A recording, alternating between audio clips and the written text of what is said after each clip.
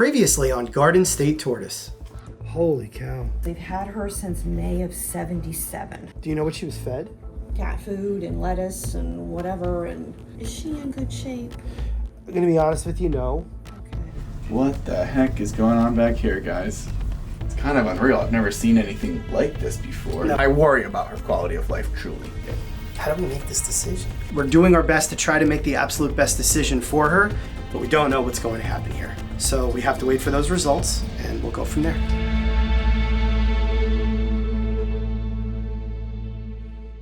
Hey. I just sent you the results. I don't know if you. I just texted you. I don't know if you got them yet. Yeah, I saw that. I just wasn't sure what I was looking at. It's boring. It's boring. In a good way? That uric acid. Yeah. The UA is the UA level. That's called uric acid. Yeah. That's your marker for kidney dysfunction. Yeah. Normal. The calcium's greater than 20, so she at least has calcium in her blood. I'm guessing just her bones are probably maybe recently they started feeding her some more calcium-rich stuff, maybe. Okay. Her bile acids is less than 35, but we don't really care about that. It's only if it's over, we get worried about liver function. Okay. It's boring. I mean, her protein's good. I mean, Wow. Yeah, it's good. It's good news. That is good news. But then it makes our decision harder. But I think if we're gonna give this friend a chance, I would be soaking this friend daily for the next few weeks there to try to maybe get like a toothbrush and try to kind of remove some of that excess skin, especially on that left leg. My guess, that thing it wants to fall off on itself, Chris. Right. Yeah. Yeah, I would say that leg is goodbye for sure. Okay, all right. So yeah, let's do the ceftazidime, and then I'll start right now. You know, I'll start with the warm soaks. I mean, I've already done a few, and very cool. All right, awesome. Wild. Yeah. All right, man. I'll talk to you later. All right, thanks. Bye. All right, bye. All right, guys, we finally have an update for you on Rockalina, the very unfortunate eastern box turtle that was captured in 1977 and kept on a kitchen floor for almost 50 years and fed lettuce, fruit, and cat food. We got her blood work back, as you just got to see in that phone call with our veterinarian, Dr. Lambert, and we can't believe it, but her blood work is good. This is a testament to just how resilient these animals are and how few animals, if any, could survive this kind of neglect for so many decades. But still, a lot of work is to be done. There's still a very rough situation for Rockalina, and she absolutely is not out of the woods. But we have started her on an antibiotic and vitamin A because she definitely needs that stuff. We have to make sure that no infection starts taking over her because she's not going to have the strength to fight that, if you know what I mean. But we have to start trimming her nails down because remember, from living on that floor, she has buckled her joints and her nails are turning upwards, and soon they're going to start growing back into her feet. So let me grab her so you guys can see just how she's been doing so far. All right, here she is, Little Rockalina, almost here a week now, but getting blood work back like that shows us that the animal's blood is in fact okay is huge for her. Does not mean she's out of the woods though. What we've been doing so far is giving her a lot of soaks because box turtles need a lot of moisture, hydration, and humidity in their lives, something that she has not been getting for almost 5 decades now. So she's been drinking. She's also perked up tremendously. And if you remember in that first video, she barely could open her eyes. Now her eyes are getting pretty wide open, which is what we want to see. She's being responsive.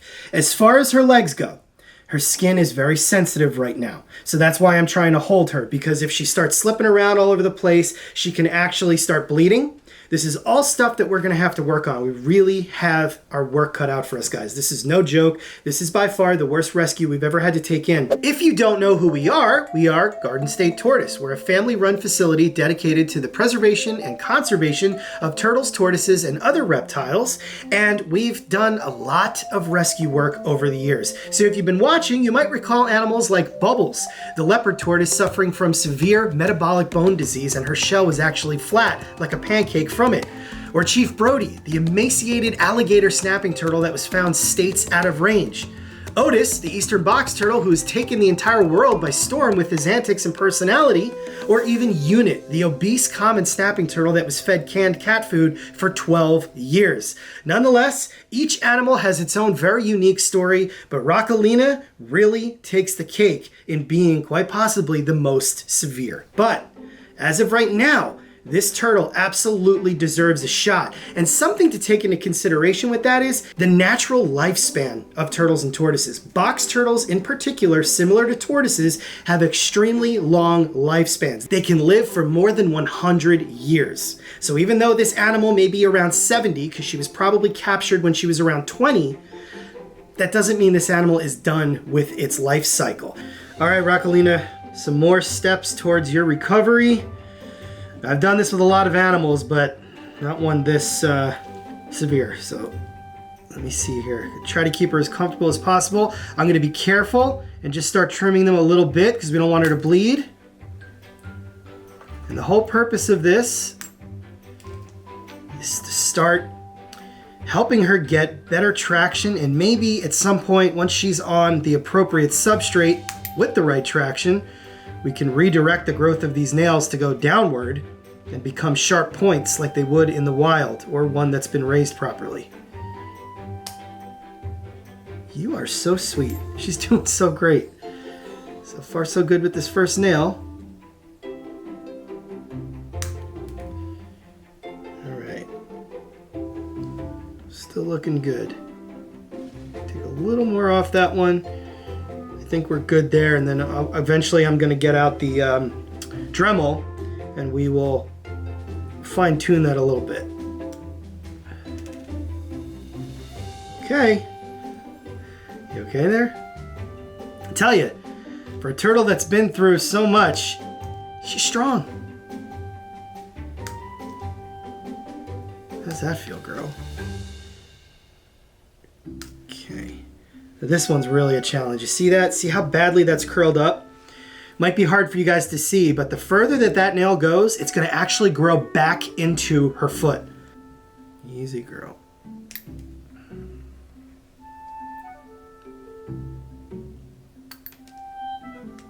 All right, how are we looking here? Trying to get a close look. Take a little bit off that last one there. It's still so curled. There we go. All right, that foot's ready for the Dremel. Let's move on to the other one. It's definitely going well. Really interesting, something to see here. If you guys can look, you see this nail, which is also bent the wrong way. However, it comes to a very nice tapered sharp point, and that's what the turtle is supposed to have. Box turtles are omnivores and they eat a lot of animal matter, so they use those claws to not just dig into the ground, but to tear their prey apart. So that's what we want to see, but I do still have to trim this nail for now. But good to see it growing in that kind of fashion. All right. Gosh, these are so long.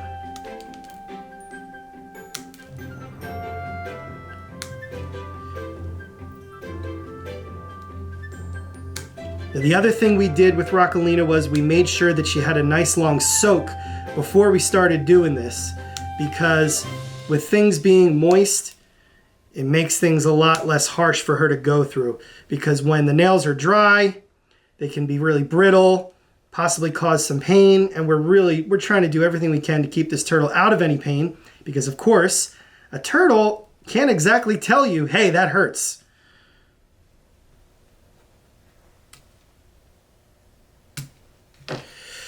All right. Taken quite a bit off both feet, which is exactly what we needed to do.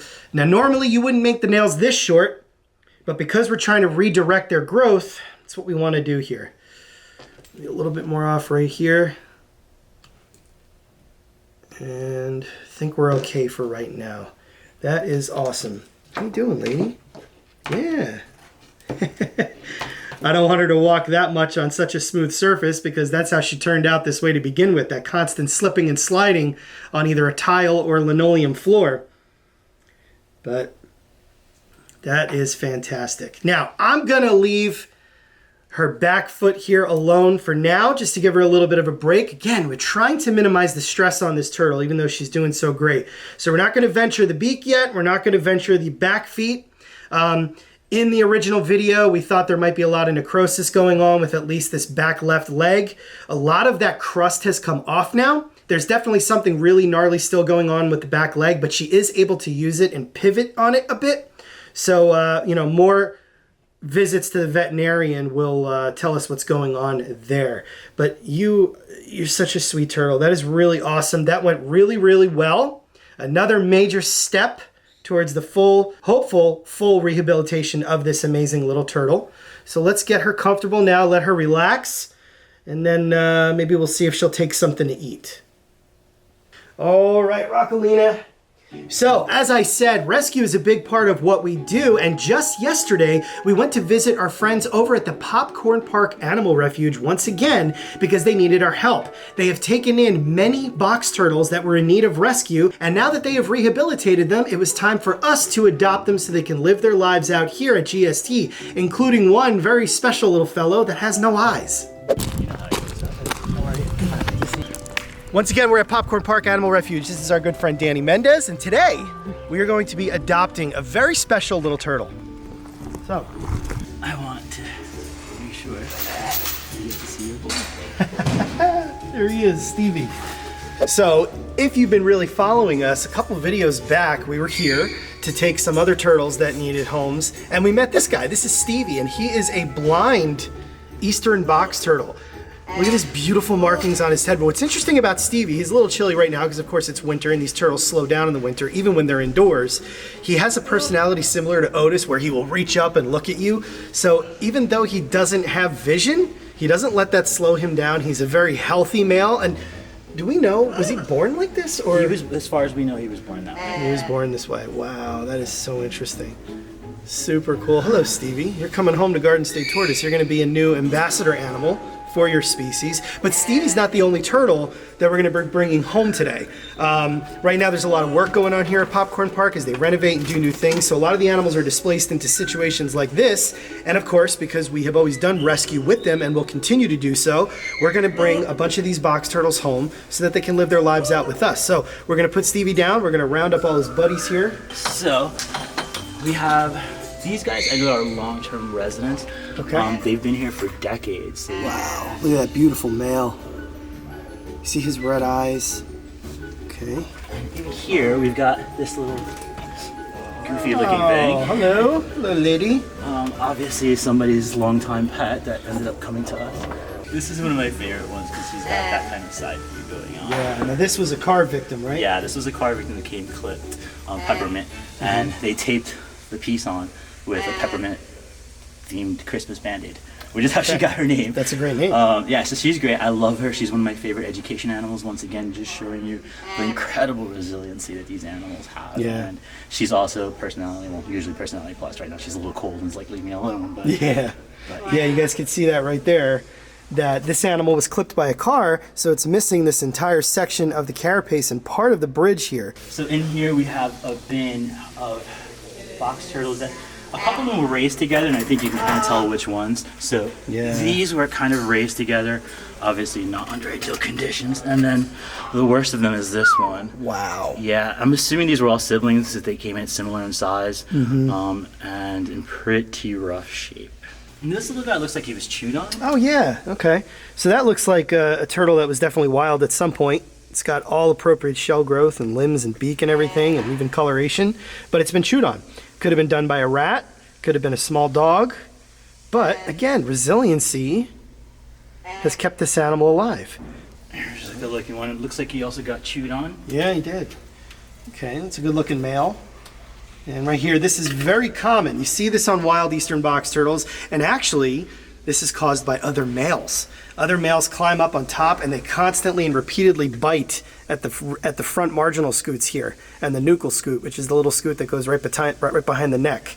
And they just continuously bite because they're fighting, or they'll even do it to females during breeding, and eventually it chips away. But what can happen is when this animal were to try to use its hinge in nature, and I'm not going to force him to do that, he wouldn't be fully closed up, which would mean that a raccoon or another predator could get to him much easier than it would be able to if the turtle was completely sealed up. Because remember, box turtles use this nifty little thing right here, which is a plastral hinge that acts as a drawbridge, allows them to close up completely like a box, hence the name box turtle.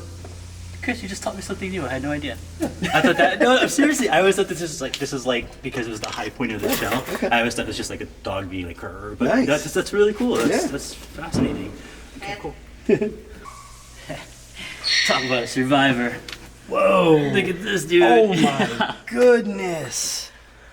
Look at you, buddy. Whew. That looks like a farm equipment injury. Yeah, he was run over, and it was pretty devastating. Yikes. And was it farm equipment or? I don't know if it was farm equipment. It was definitely something on the larger side. Because he lost, look, yeah, because you know what?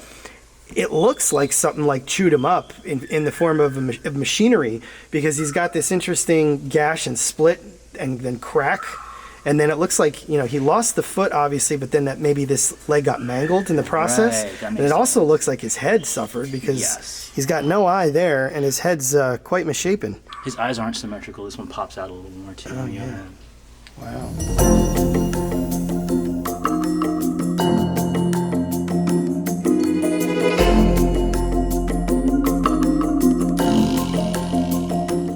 Said it many times, no rescue is complete here without some red-eared sliders, but these two are really interesting because, well, they're pancakes. I don't know how this happened. I'm sure it's got something to do with improper diet, but although red-eared sliders don't have the highestly domed carapaces, they also are not supposed to resemble an African pancake tortoise, and that's exactly what these two look like. So, again, improper care.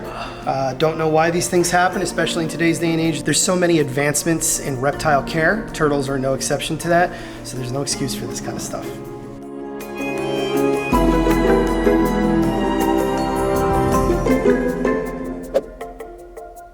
Stevie the Wonder Turtle, everybody. Now that we are back home here at GST, you guys can get a nice close look at this amazing turtle who was hatched with no eyes. He's another true testament to just how resilient these animals are, because he has managed to get all the way into adulthood without having those eyes. He was raised in captivity though, so it seems he did need intervention from humans, and in this case, they did a good thing. And Stevie's beak is in check, his nails are fine, his shell is not quite the same as a wild eastern box turtle's would be, but it is rock solid, and it is grown very well. Hello, Stevie. He's also able to sense where he is, even though he cannot see. These animals use touch and smell to figure things out, so even though he doesn't have eyesight, he has other ways of getting around, and the hard work really has been done with him. What's really awesome about Stevie is his head markings. Look at that. He's almost got a racing stripe on each side. He's got white and yellow, which is really awesome. And no, two eastern box turtles are the same. It is typically the males that exhibit that extreme coloration, especially on the head and legs, sometimes the shell as well. Females usually a little bit on the drabber side, but there are beautiful ones. But you can tell just by looking at the shell color alone, Rockalina compared to Stevie here, that they are in fact quite different as far as the coloration and markings goes. Whoops, I'm right here, buddy. And he's figuring it out.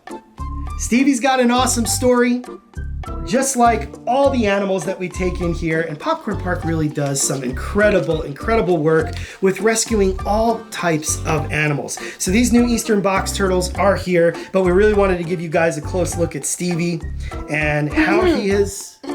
Oh, this turtle belongs to Casey. She wanted me to tell you guys that. Just because she's behind the camera doesn't mean that she doesn't have say here. And she actually has been eyeing up Stevie since the very first time we met him in a video we shot a little while back. So as soon as they reached out to us saying, hey, do you think you guys could take Stevie? That was a hard yes. So hey, we want to thank you guys so much for the outpouring of support for Rockalina. We're going to keep fighting. We're hoping she's going to keep fighting. We're going to try to make all the best calls possible. Welcome Stevie and all of his new friends here to GST. And don't think this is the last you're going to be seeing of these guys. Please pay close attention to our uploads, which happen every single Sunday at 8 a.m. Eastern Standard Time, so you know what's going on with your favorite animal here at Garden State Tortoise.